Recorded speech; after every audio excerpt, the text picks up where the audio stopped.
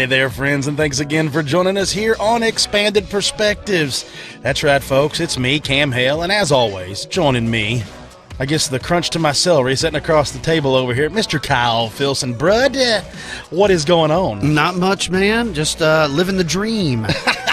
Right? Is it a dream? Just working along. Sometimes it feels more like a nightmare. But yeah, I'm doing okay. I'm glad to be here. I like being back in studio. I love doing the show, and I'm excited to talk about the topics that we're going to discuss. I had a really interesting week, if you will. We had at work a large inspection from the TCEQ, the Texas Commission of Environmental Quality. Okay? Yeah. And they come in and they do an inspection on all of our paperwork and all of our stuff. And it's very, very stressful. You know, you want to make sure you got all your stuff in line, the whole deal. And I had 3 ladies riding with me that came in from the state, and I found out that all 3 of those ladies like podcasts, and not only that, they're going to sign up and listen to our podcast. Really? Yeah, so it is Crystal, Megan, and Tamra is who I spent time with. So, ladies, if you're listening, thanks so much for coming over. Thanks so much for not putting the crush on me and making it hard on me, and I'm glad all my stuff was in order. But, yeah, look, I had a great time. It was a stressful week. I'm glad that's done.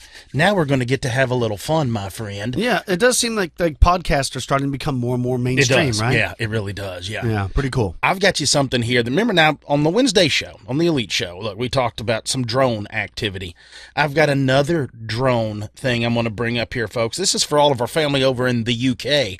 Heads up, you might want to put on a helmet, folks. Amazon is expanding drone delivery testing in the UK. The company wants to test automated drone fleets, folks. Wow. So like on the last show, on the Elite Show, I think it was, you were talking about how the drone delivered a Slurpee and a hot dog, chili dog for the first time. Yeah. This is going to become real. Well, right now, Amazon's partnering with the British government. Now, folks, you go to theverge.com, you can check this out. But they're doing this partnership to expand its testing of delivery drones, and they believe it's going to pave the way for commercial air deliveries there in the UK for its residents.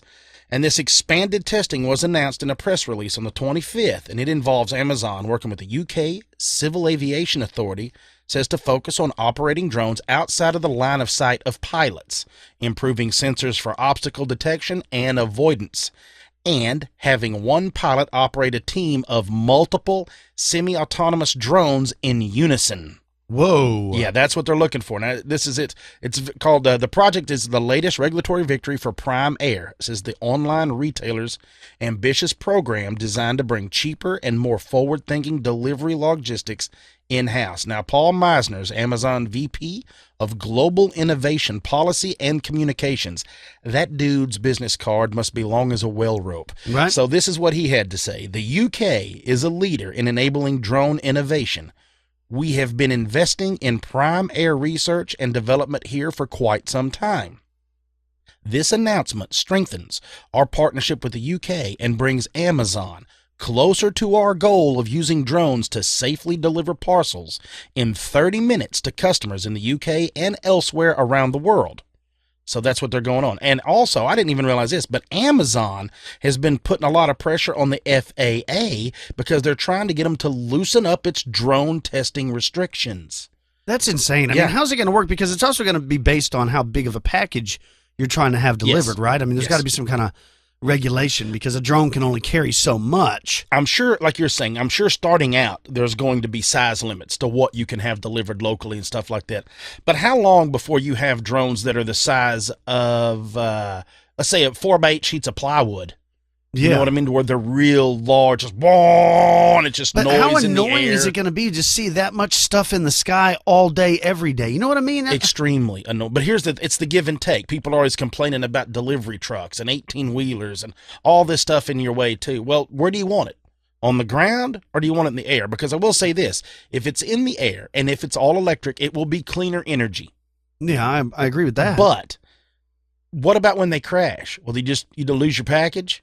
You know what I mean? If it just lands in somebody's backyard and all that. And well, like you were talking about on Thursday's show, like what if somebody's like out in their yard and they see something and they're shooting the drones down and taking the package? I'm sure they'll have locators in it, and if it lands in the yard, it's just kind of like stealing someone's mail and things along those lines. There's hurdles to get over. I like the idea of some of this stuff, but I want there to be limits. Like we talked about medical supplies. I'm okay with medical supplies. I'm okay if you're trying to rush deliver, anything from, like we talked about medicine or anything from one hospital to the next Right, or yeah. something along those lines. I'm okay with that. But just to have a movie delivered to your house from Redbox, or just so you can get a Slurpee and a chili dog because you're too lazy to get up and go eat it yourself, I have a problem with that flying around in my sky. That's a little ridiculous. Yeah. Well, moving on, there's an interesting article by Andrew Lapin over the National Geographic News, and it's about could what happened in Fukushima happen 35 miles north of New York City? Whoa. Is it? You're telling me there's a nuclear reactor there? Yeah, and what they're saying is many activists and Awesome. former nuclear regulators fear for the Indian Point Energy Center, which is a nuclear power plant that has operated in Westchester County for more than 4 decades. This plant provides a good chunk of the energy needs for the surrounding area, but it has recently come under fire for safety and environmental concerns, including its warming of the Hudson River. Oh, that sounds awesome. And there's even been a recent case of bolts missing in one of its reactors. Now, 2 of the plant's 3 reactor units are currently operating on expired licenses with the state of New York, having denied the parent company, Entergy's, extension request due to suspected violations of the Federal Clean Water Act. In a new documentary named Indian Point, currently in select theaters, filmmaker Ivy Mirapol uses the plant to get into both sides of the nuclear debate. Now, Mirapol, who's also a director on the upcoming 2nd season of the National Geographic Channel series Years of Living Dangerously, tours both the Indian Point and Fukushima. She profiles plant workers and executives, along with anti-nuclear activists, environmental nonprofits, and a former chairman of the U.S. Nuclear Regulatory Commission. Now, she says that seeing the inner workings of the plant was a little bit reassuring. Mirapol still found many disturbing details, though. She said all these people who work in the nuclear power plant, basically, their main job is just to make sure that nothing goes terribly wrong. She spoke to a National Geographic about a recent journey to the central reactor on this nuclear debate. And the debate basically is why nuclear power plants, and if they do, put aquatic wildlife in any danger, and just how scared New Yorkers should be about this Indian Point plant. Now, National Geographic asked Ivy to describe her experience you had when she stepped into the Indian Point reactor for the first time with her camera. And she said, the first time, the owners of Indian Point were only allowing me to film a typical tour that any school group can go on, or politicians. It's a very controlled situation where they bring you just to a few parts of the plant and you don't really get to go to the radioactive side. That wasn't what I was looking for. As a documentary filmmaker, I wanted to go deeper, and I wanted access to areas that not everyone else can typically see. And after I kept pushing, calling the communications department saying, what I really want is for you to introduce me to someone who has worked there for a long time, I was eventually able to convince them, and their side never gets to the part that never gets seen. Now, there's a lot of films about nuclear power, and they're all about trying to shut them down. Personally, she said, I found myself kind of giddy. It was a strange experience, like I can't believe I'm so excited to go into a nuclear power plant. Now, National Geographic went on to ask Ivy, what was the most surprising things you learned about the nuclear industry or nuclear regulation in the United States? And she went on to say that plants in general get an original 40-year license to operate, and then they have to reapply for another 20 years. And what I found surprising was how limited the scope was and what the Nuclear Regulatory Commission looks at to decide whether or not if they can be relicensed. All of these issues that the public is concerned about, like whether you can evacuate or not, is ridiculous. She said 20 million people live in the danger zone around Indian Point, and there's just no way to evacuate. So we have an evacuation route signs that are posted everywhere, but they're not real. Anyone knows, with all the traffic and stuff in the tri-state area, you could not evacuate everybody in a safe and certain amount of time. There's no way. And they say that this is just some of the stuff that has to do with relicensure. They have to make sure that you have an evacuation plan to get your new license. But it's a joke. Nobody can't you do can't. it. You can't And with she said drones. it's kind of ignored. She said it seems kind of crazy to me. And there's many other things that they keep relicensing these plants in hopes that no one really pays attention. But it looks like there could be a problem. And if there's a problem, I mean, you're talking about 35 miles north of New York City, a real problem. Well, it gets to be the habit, just the ongoing thing of, like you're talking about, the licensing. That's just what you do. These people are running a business. It employs tons of people. It makes the state a lot of money. Let's just go ahead and license them and keep them going. And that seems to be like what they're going through now. But like you're talking about, it's one thing to license somebody and keep them going, if they've got a car wash and they're not emptying out their sand traps, and you've got to, you kind of get in some trouble off and on for that. It's a whole other thing whenever they're running a shoddy ran, and I don't know if it's shoddy. I'm just, throwing it out there, folks. I'm not accusing them of anything, but if they're running a shoddy ran nuclear reactor, that's not what we need, especially up there. I mean, like you're talking about, you can't, how would you enact any sort of escape plan whatsoever for, like I said, drones is a joke, but that would be the only thing. It's almost like escape modules. Imagine backpack drones. When it goes crazy, you clip them on and just yeah, like but the they don't Jetsons. have that. That's the problem. And they said when the plant first started, since that time, there's been numerous more people that have moved in the surrounding area, and part of being able to renew your license is you have to have an evacuation plan. But everybody knows it's a joke. Yeah, it's not going to. They said one of the things you have to get your license renewed is you have to have like a loud siren to warn people around the area that there's a problem or a meltdown. But even if you hear the siren, you can't get away in time. You hear how antiquated that is, how silly that sounds. I know, right? Hey, everybody, there's a massive amount of radiation over here just from a siren. You're like, look, this isn't 1950. Where they crank the horn. No, bud. No. She goes on to say that it's as long as you get your paperwork in on time and there's no glaring problem, you're basically going to get relicensed. That's it. They just move along, people. Dude, that's not cool.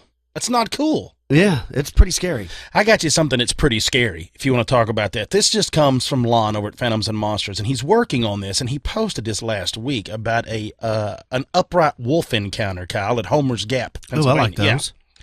And he says he was actually talking to the guy from a phone call from a dude, and the guy's 36 years old from Altoona, and he said that it happened back in the summer of 1998. He said the location of the encounter was an area known as Homer's Gap, which is located in the Logan Township in Blair County. Says he and another man were traveling west on Homer's Gap Road, approximately 2 miles from the turnoff onto Homer's Gap Road from Grandview Road, and as they were in a wooded residential area, they noticed something standing on the side of the road. Yikes. Right? Nothing, like, what is that? Somebody. So as they slowed down, it says the light from a nearby residence illuminated an 8 to 9 foot upright wolf. They described it as looking as the same as the lichens in the movie Underworld. Oh, my God. Have you seen that? Yeah. It says a wolf-like head covered in black and brown matted hair, long muscular arms with human-like hands hanging down along the body. It says as they approached this beast, it immediately got down on all fours and sprinted across the road. It was then they noticed that it had large black human-like feet and hocked legs. The body had a huge chest and sparsely covered in hair, as well as a tapered body with muscular legs. The height of the back was higher than the vehicle's hood. Oh, my God. It says as it crossed the road, it looked back at the vehicle, and that's when they noticed it had bright golden eyes. It said it crossed and moved into the woods, and the driver floored the vehicle, almost losing control. It says both witnesses have not talked about the encounter since. Wow. Yeah. Now, of course, he goes on to say that this encounter is very similar to others that he's received throughout central Pennsylvania, in particular, the area that we have designated as the Lichen Loop. What? That this sighting's been recorded into the Pennsylvania Upright Canine and Dogman Witness Sighting Map. That is insane. I mean, there really are, though, a lot of sightings in Pennsylvania as well as Wisconsin. Here's, man, this damn thing.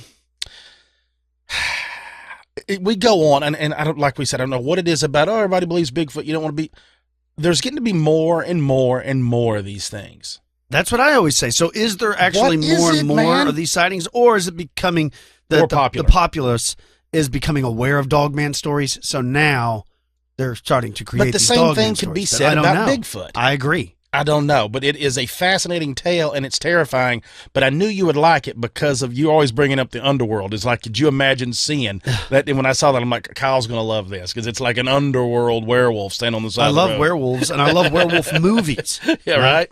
Are you going to wait, before you get going, are you going to watch the remake of American Werewolf in London? Absolutely not. It's a disgrace. It's a disgrace. One of my favorite beloved movies of all times, and they're going to remake American Werewolf in That's what London. I've heard. They're going to ruin it. They're going to ruin it. I got him The going now, movie is folks. still good today. What is going on in Hollywood?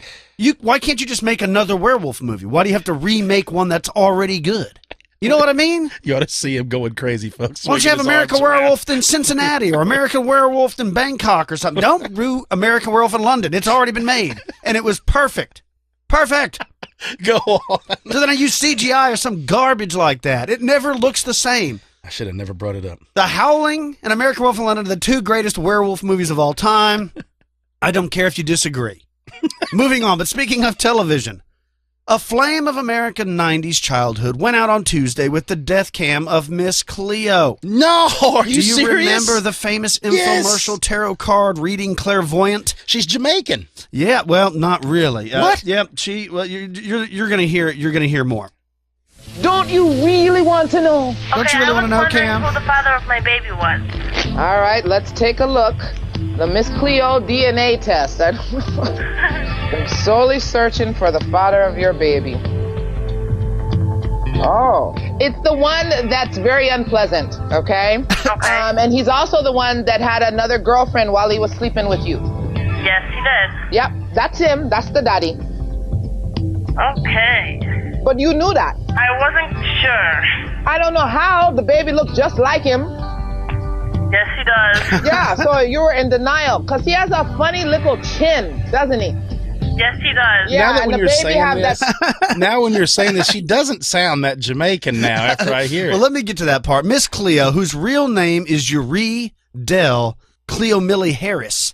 She died in Palm Beach, Florida on Tuesday at the age of 53, and she had been battling colon cancer. Now, in the 1990s and the early 2000s, Harris's television ads, where she implored people to call me now for your free tarot reading, made her famous. And in those decades, it wasn't uncommon for celebrities, including Hulk Hogan, the New Kids on the Block, to call in Whoa, and ask whoa. Miss Cleo. NKOTB was talking to Miss Cleo. Oh, yeah. Yeah, she became a man. cultural phenomenon.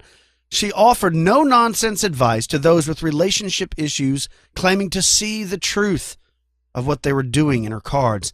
And when a caller asked for guidance on whether to go out of town with a lover, one time Miss Cleo replied, "Who asked you to go out of town? The stupid young one or the married one?" And she said, "That's what I thought. Don't go, you hear me? I'm trying to help you avoid the heartache." They said the cards can reveal things that you've never seen yourself. Now, in 2002, the Federal Trade Commission filed a complaint against the Psychic Readers Network, the company that Harris worked for, claiming it had made, get this, Cam, $1 billion with Whoa. deceptive advertising for claiming the calls were free. But Miss Harris wasn't the owner of the company, so this lawsuit was dropped from her. Now, although Harris's patois accent was a critical part of her television persona, she later said that it was put on and that she was actually born in Los Angeles to a middle-class immigrant parent. She said, "I speak perfect English." And when you grow up in America and you have Caribbean background, your parents beat it into you that the only way to succeed is by dropping the patois. Well, so she grew up with her parents were speaking like that. Yeah, but So she is from basically from Jamaica. her parents were Caribbean, right? But she's not. You so know that's what I why mean? she could nail it. I got you. Yeah. Okay. Now, despite they say being dubbed a clairvoyant, Harris also said she never claimed to be one. She said she instead studied voodoo under a Haitian mambo for 30 years. She said, "So they refer me to a psychic because the word voodoo scares just about everybody. They told me, don't say you know voodoo. Tell everybody that you're a psychic. We're going to call you that." And she said, "But I'm not a psychic." And that's what she told interviewers at Vice News.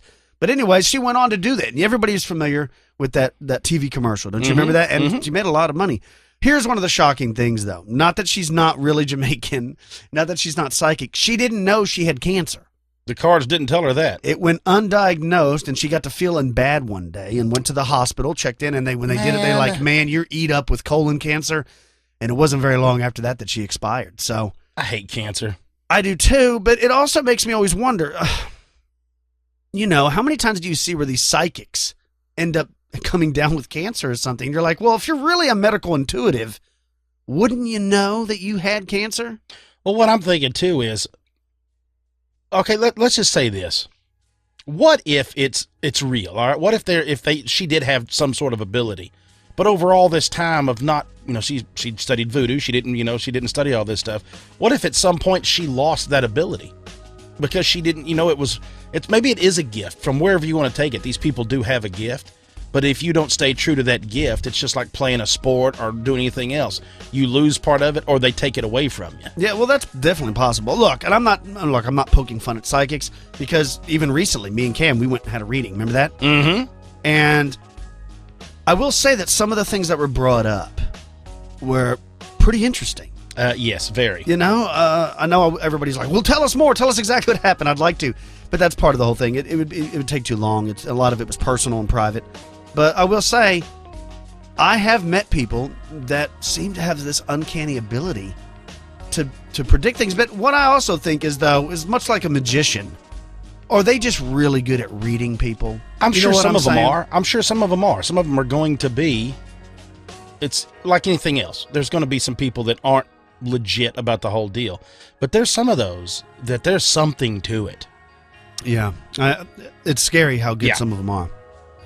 Well, after the break, Cam is going to tell a strange story about murder and mystery that happened in Austin, Texas. Stick with us, folks. You're listening to Expanded Perspectives.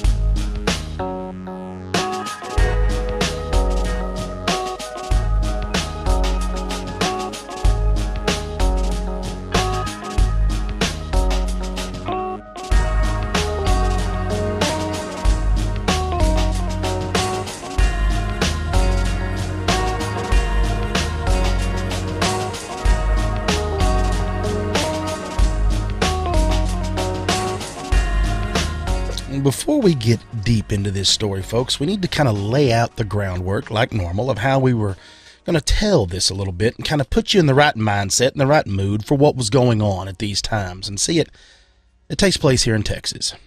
You've got to think back to the time of 1836. March 2nd, to be exact, was the day that Texas declared its independence. It was a document that was signed by 59 people. And they all declared their independence from Mexico, and they created the Republic of Texas. And on December 29th of 1845, Congress admitted Texas to the United States. But in 1839, there was a site named Waterloo that was officially chosen to replace Houston as the new capital of the Republic of Texas. The name was eventually changed in honor of Stephen F. Austin, was considered the father of Texas, and we now have Austin, Texas. And just 45 years later, we get the servant girl murderer.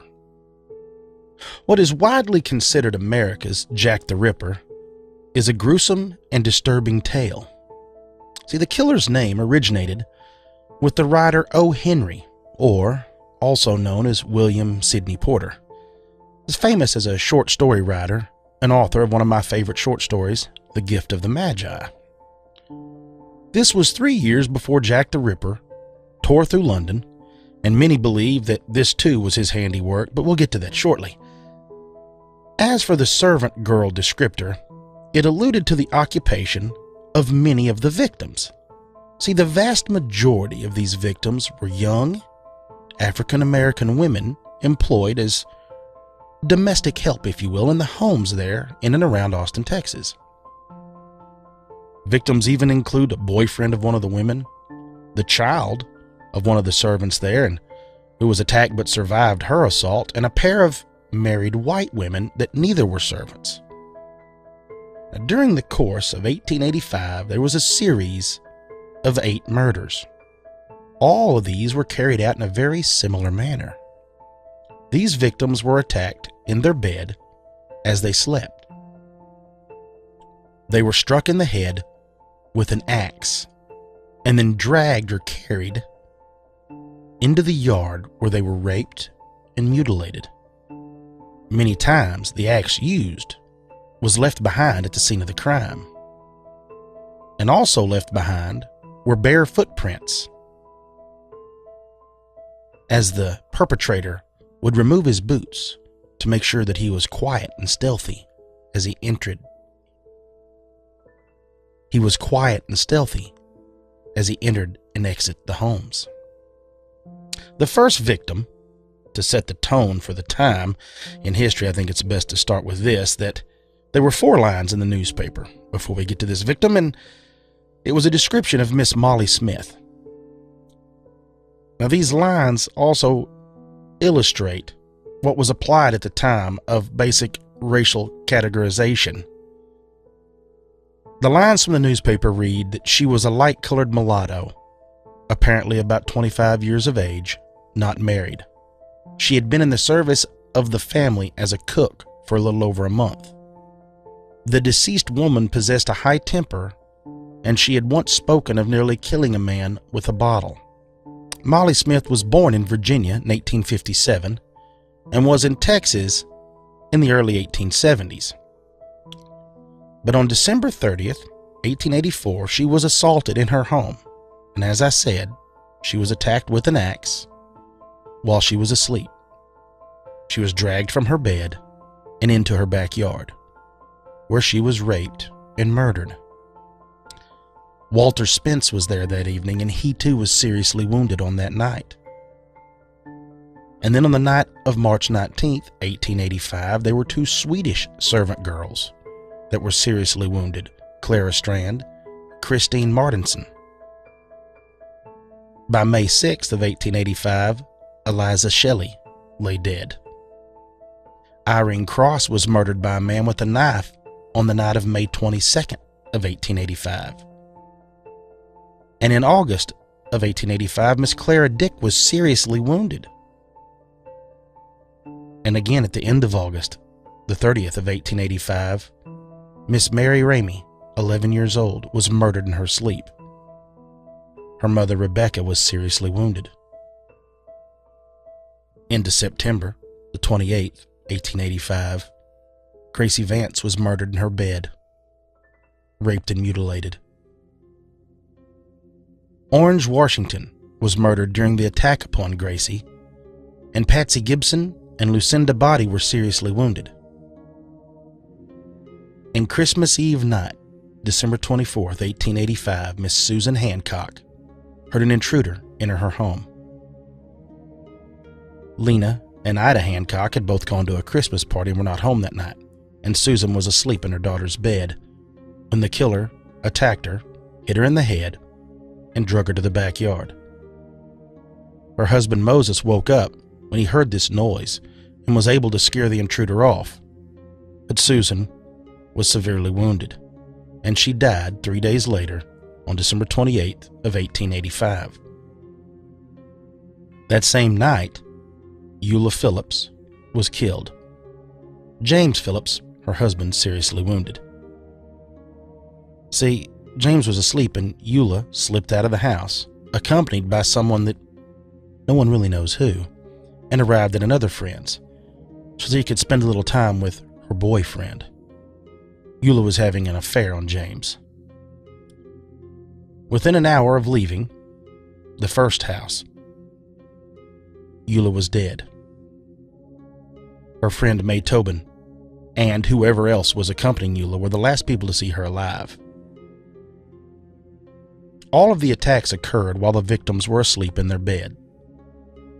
5 of the women, including Molly, were dragged from their house and killed, sexually assaulted, and, like we said many times before, the axe that was used was left behind. It was later dubbed the Axe Man of Austin. Many of the murdered women, who were severely mutilated, there were even some accounts claiming that the bodies were posed in a signature fashion. There were even some accounts saying that some of the victims had sharp objects inserted into their ears. But despite all these similarities, not everyone was convinced that the killings were the actions of one individual, or even of one group acting together. Well, and it also didn't help that the eyewitness accounts weren't always on the same page either. See, some said that the killer's complexion was both light and dark.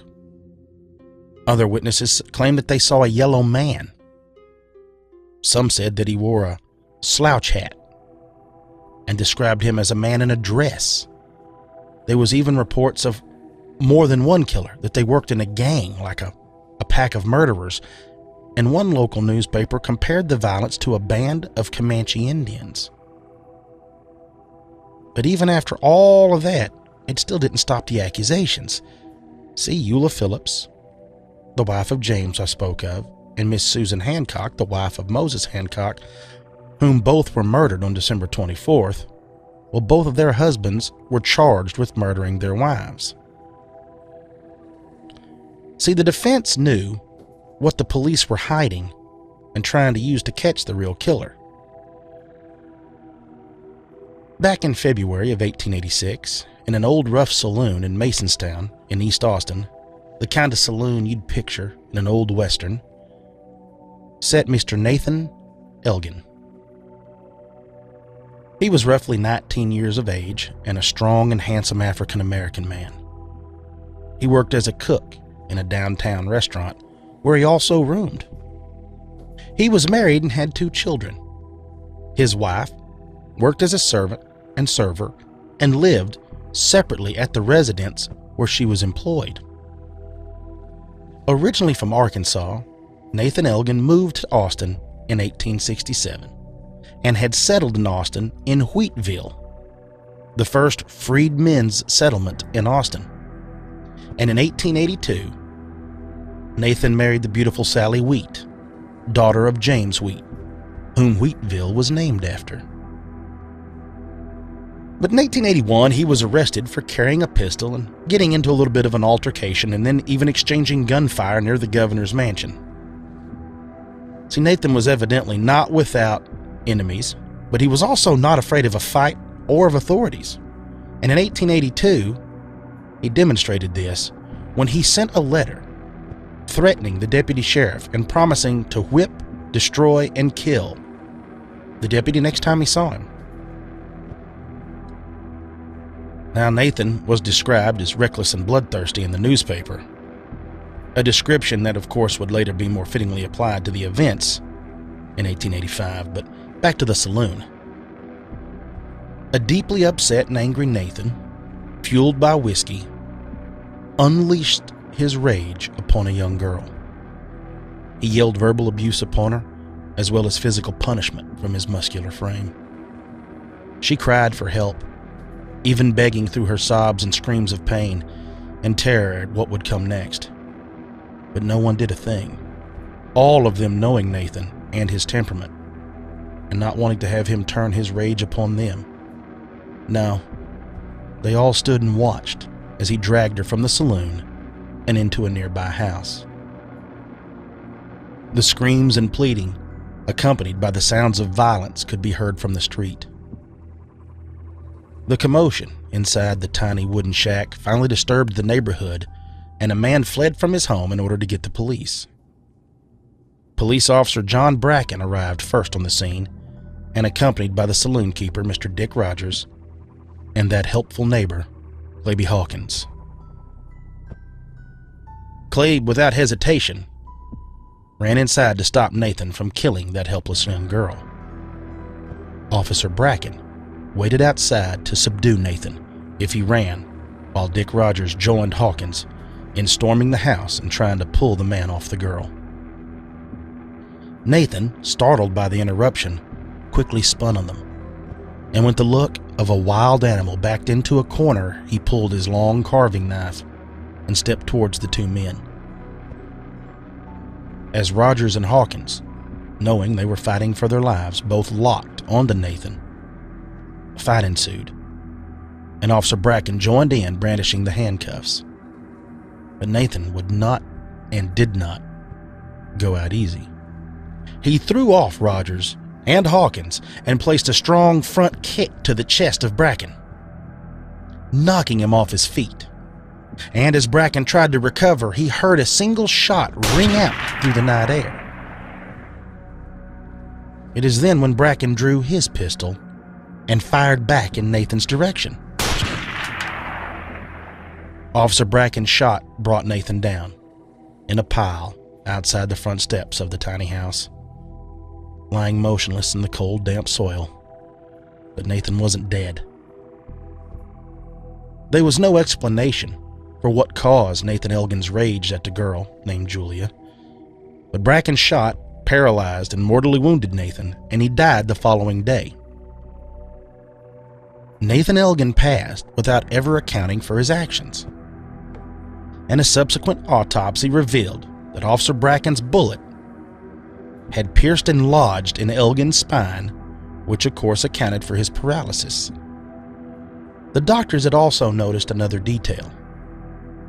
The detail that I had said the defense attorneys knew and the police and prosecutors didn't want released.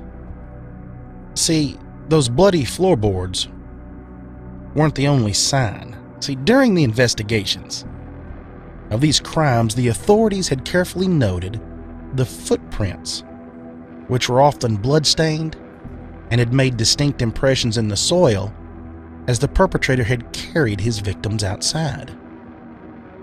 Well, apart from general measurements of size and shape, footprints, of course, in most instances, are not especially distinctive.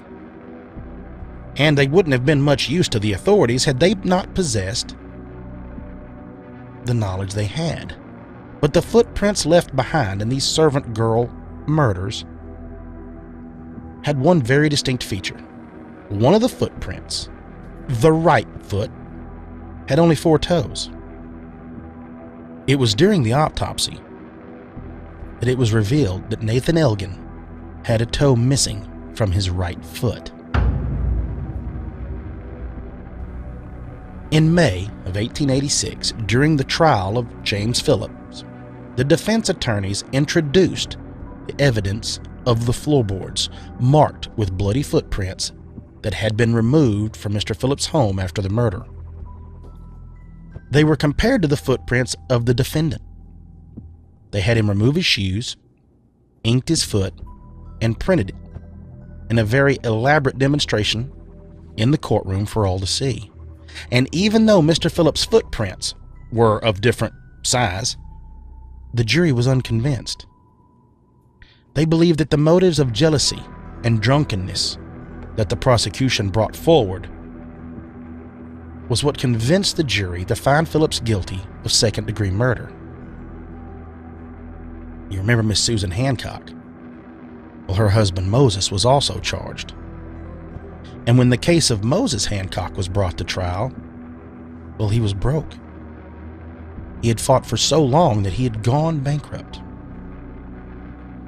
But a Mr. John Hancock, a former U.S. congressman, no relation to the John Hancock you're thinking of, offered to take the case pro bono, and also testifying for the defense rather than the prosecution was Sheriff Mr. Malcolm Hornsby.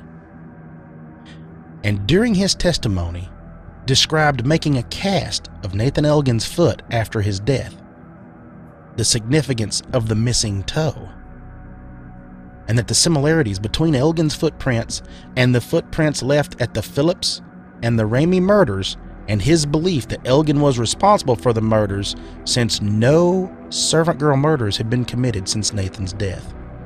But even after all that, the jury was not completely persuaded. It was 2 days of deliberation for them, and it was finally declared a hung jury, and the case was discharged without a verdict. The servant girl murders in Austin, Texas stopped after Nathan's death.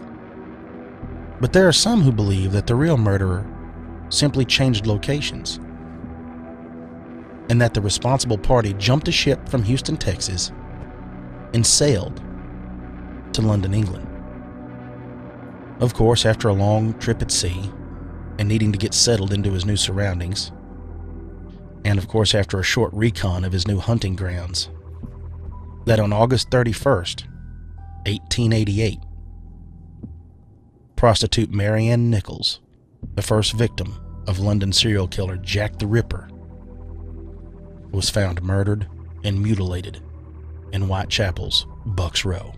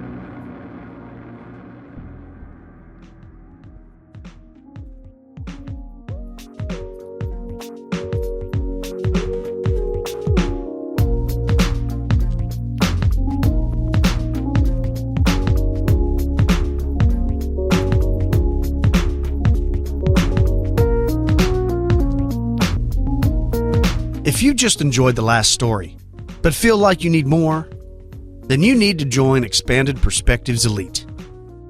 Expanded Perspectives Elite is an entirely separate show where Cam and me explore the same topics as we normally do every week on Expanded Perspectives, only in a more laid-back and uncensored way. By joining Expanded Perspectives Elite, you will get an additional show every Thursday or Friday, as well as access to the entire back catalog, which consists of over 100 episodes for only $5 a month. Shows such as Robert the Doll, The Romanian Giant, The Marconi Deaths, and Bizarre Encounters during World War II, as well as studio collaborations and roundtables with some of your favorite authors like Micah Hanks, Nick Redfern, and Lyle Blackburn. To join Expanded Perspectives Elite, simply go to the website, expandedperspectives.com, and click on the Elite tab. Signing up is easy, and there are 2 plans to choose from, $5 a month or $55 a year. Expanded Perspectives Elite, the next step in expanding your perspective.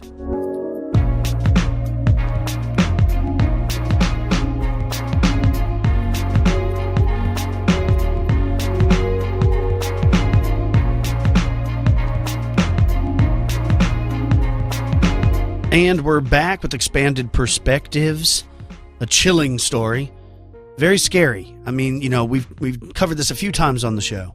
When it comes to these murderers, these serial killers, It appears that that's what was going on in the city of Austin. Right? Well, that's exactly what was going on. Is that whole thing the way it was shaken down? And there's a lot more to this story, like there is in every story. This is one of those stories. I condensed it to kind of the idea of it, but I mean, literally, you could easily dig so deep into it that we could spend hours and hours talking about this whole thing. Because, first of all, we have to always take into consideration the time of when it was. Right. That was a real rough time for African Americans because slavery was over, but it wasn't recognized, and and it went back and forth, and then they still weren't treated equally, and I mean, it was not good. So they were still looked down upon everywhere they went. You know, I mean, even in the freedmen colony areas that they were settling, it still wasn't great. I mean, they were treated terribly. Yeah, no, there's no doubt. So when it was, you can only imagine that, at least in my mind, that the officers of the time were doing a half-assed job at best, really trying to figure out who's killing these black girls. Because to them, it wasn't a big deal. Yeah, I agree with you. It doesn't seem to be a big deal until they killed the 2 white women. That's when it seemed to where it really went crazy. Whereas if they would have really got into it the first time, it might have been a lot easier for them to, they may have saved a lot of other women if they would have went after it that hard the way they did with Molly. After Molly, if they'd gone after when Molly got killed, it would have been a whole different thing. Yeah, you're right. So you can see the way this whole story starts laying out. Now, look, from what I've read and looked, I like the idea. I like the twist on the idea of it being Jack the Ripper. I'm not so sure that's what it is. What I'm getting at is this. It seems to me that Nathan Elgin was the man responsible for this whole thing. Why? I'm not sure. It's hard to find. And I'll tell you folks right now that if you're really interested in this, there's a wonderful book, and it's called The Servant Girl Murders, and it's written by J.R. Galloway. And if you go and look into that book right there, it is, you can find it, of course, on Amazon. You can find it on Kindle. They've got it everywhere. but it is a great book that covers the entire story. And I mean, he gets into everything and really digs into all the stuff with in the papers that was written and all that. But it does seem to be almost like a crime of the times. Like, you know, it was like, well, it's really not one of those things of where we really have to care about it, you know, or we really don't need to worry about it. But there's a lot more too that goes into it. Like I said about the victims, there's a lot of history with the victims that were in it. So it always makes me wonder this. I don't know this because I didn't dig into this whole angle, but it makes me wonder, did Nathan know these victims outside? Was there a link between that? You know, that's what I've often wondered. Was there a link between all these women that he killed? Or was it just crimes of passion? Was it something? Because he was married and had children, but the children with his wife lived with her in one home, and then he lived where he worked. Right. Because they couldn't afford to have a place of their own, or there was no place for them to have a place on their own. So they were there in Austin trying to make a life for themselves. So it makes me wonder, did he work with these women? That's the thing, you know, like I said, there's more you could dive into it, but you're like, did he work with these women? Did he have a past with any of these women? Did he know them? Did he... You know, were they in the same colony, the Freedmen's little area there whenever they come up? I don't know. There's a lot more to it. But it doesn't sound like he was Jack the Ripper. It doesn't sound like that. But if you notice, the only place they talk about those strange bloody footprints and where they really know it was in the last two murders. Right, yeah. So it's like other people said, it's a lot of this is hearsay. A lot of this is they didn't have direct proof of all the piercing of the ears. That stuff was added later, you know, things like that. So... could it be? Could it be that maybe Jack the Ripper, maybe this guy did a murder and then the real Jack the Ripper, whatnot? Because there's some tales of a man that they believed was Jack the Ripper. And I mean, they've even tried to, of course, you know, trace it all the way down. I'm trying to remember the guy's name. I think it's like Maybank. There's several people though. I mean, even today, it's a great mystery. Who Jack the Ripper really was. Yes. And of course, every 2 or 3 years, you'll see it. It's been discovered. They did DNA testing. This is who it was. But then if you look into it even more, they still are undecided. Well, they've never laid it in. And I remember the guy's name. It was Maybrick is the guy's name. And it's, like Walter Maybrick or James. something? James is his name. He was a cotton merchant there in Liverpool. And they believe that they've added it up to when he was actually in Austin around that time, whenever these murders were going on and all that. And then he'd come back. Look, I don't know. There's so many other things. And we might ought to get into that. We might ought to really look in and do a whole episode or a whole segment on the history of Jack the Ripper and all the different angles that people have come in and talked about. But it was one of those deals that I think it was, my thing is this. Maybe it was Maybrick, and maybe he just happened to be here at the time it was going on, and he just took advantage of all the chaos. And he's just like, you know, that's what we're going to go there. That's how we're going to go. Yeah, perhaps both the guys were working simultaneously. Exactly. Unknown to each other. Yes. You know what I mean? You don't, exactly. You got to think about the time frame and like what your forensic investigation was like at that time compared to nowadays. You know what I mean? Well, like we discussed in the tale of them putting the ink on his foot and having him step out on paper or on wood or whatever and lay it all out. And that still wasn't enough to convince a jury. Right. And it's also because of how they were painted. I didn't get into in-depth because I didn't want to get in-depth on each character, because it's not about the character in these stories. It's about the story in itself, of what happened and the whole thing. But they get into the fact of, like we were discussing, is the Elgin, not Nate, but the one lady who's, they believe that she'd been having an affair on her husband multiple times, you know? So you're just like, okay, so what are we talking about here? Not Moses Hancock, but that's the funny thing about that is Moses Hancock was an older fellow. He's a little bit older than his wife. Right. So you start looking at that, you're like, okay, well, what's the heck's going on? It doesn't appear to be that Moses had anything to do with his wife's murder whatsoever. But, you know, you never, like we always laugh about, you never can tell about these. But it was Miss Phillips. Eula Phillips and her husband had been through some rough and rocky times, is when I dug into it. And I mean, like, I touched on a little bit, but I mean, like, where she had left him. And back in that time, it really was kind of frowned upon, right? Right. It wasn't commonplace like it is now, as far as people separating and things like that. And she had been known to have multiple relationships outside of her marriage, and James was known to be a drinker. So it was almost like, okay, maybe he got a little bit drunk and, you know, and tracked her down and killed her. And that's the reason I think that he was actually the one sentenced. You know, Hancock wasn't sentenced at all. He was a hung jury. They dismissed him. They sentenced James with second-degree murder. This one to me sounds like it might have, because I can't imagine the perpetrator committing two crimes in the same night. Right. But it sounds like to me that maybe James Phillips snuck out of his house and then went and watched his wife and saw what she was doing, and he'd had enough after he had a few drinks. And then after they left her and she was going to walk back home alone, boom, that's when he pounced on her. And it just happened to fall on the same night that there was another murder across town. That makes more sense. And it sounds like Moses didn't have anything to do with his wife's murder because of the whole bloody footprint deal and that whole thing. But it sounds like James may have had something to do with his wife's. I think so. Terrifying either way. It is. It's crazy. Speaking of terrifying, if you're really into Dog Man, like you were reading the Dog Man story there in the news portion of the show, don't forget August 6th, that's coming up, the Dog Man Symposium 2016. It's going to be held at the VFW there in Clinton Street in Defiance, Ohio. Now, don't forget, Defiance, Ohio actually had a rash of Dog Man sightings back in the year 1972. But if you go to this, they say it's a family-friendly event, and it's about $10 to $20 for the tickets, and there's going to be lots of cool people there, like Lyle Blackburn, Ken Gerhard, David Weatherly, Nick Redfern, Linda Godfrey, and Stan Gordon. So if you're into that kind of thing and you're in that area around Ohio, Defiance, Ohio, maybe you should go down there. Check it out. There's going to be other people there, too, attendees